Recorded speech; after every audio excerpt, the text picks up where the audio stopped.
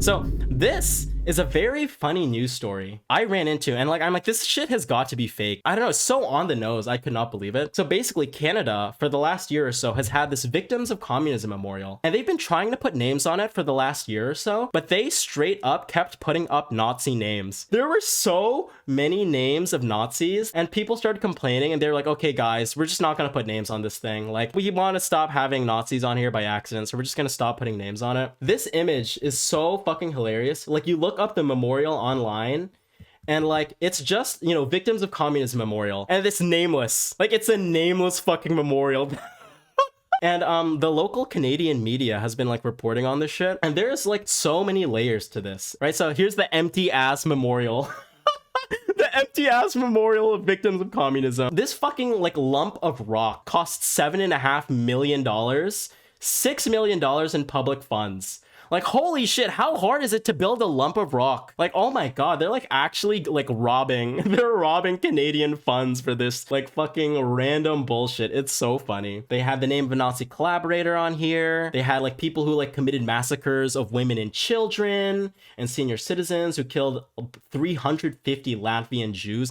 Absolute fucking madness. Like, they're trying to memorialize these Nazis on the Victims of Communism memorial. Like, thank god they were victims of communism, honestly. You know, it may be controversial to say, but I'm glad Nazi war criminals were killed by the Soviets in World War II. Arrest me for that. Hot take, hot take. This is probably the funniest thing too. The original unveiling of the memorial was supposed to be in November 2023, but it was delayed because the Canadian Parliament honored a Ukrainian Nazi war criminal of the Waffen SS Galicia division. I don't know if y'all remember this story, but like 2 years ago, the Canadian Parliament was like, we would like to honor this hero of Ukraine who bravely fought the Russians in World War II and today still honors the Ukrainian nationalists. And so this guy's actually somewhat connected to the memorial story.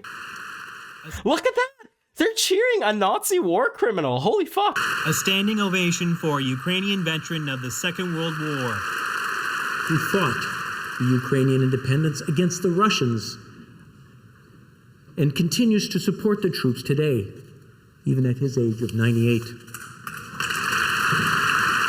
Look at that! By House Speaker Look Anthony at that! Rota to Holy fuck! And then they found out he's like a Nazi war criminal, and then like they all apologized. You know, it's really funny to see like anti-communists trip up, right? Because like anti-communists love to be like, commies always like to say the only two politics is communism or Nazism, and they're like exaggerating. But like, what are they doing? They're like honoring Nazi war criminals first in their parliament and then in their memorials. Like, what are we supposed to take away from that? Like, I'm so sorry, guys. Like, when you have fucking liberals fucking like writing Nazi names and then honoring them in their parliament and then honoring them in their memorials, like, what are we supposed to take other than fucking fishhook theory? You know, it really is another victory for fishhook theory.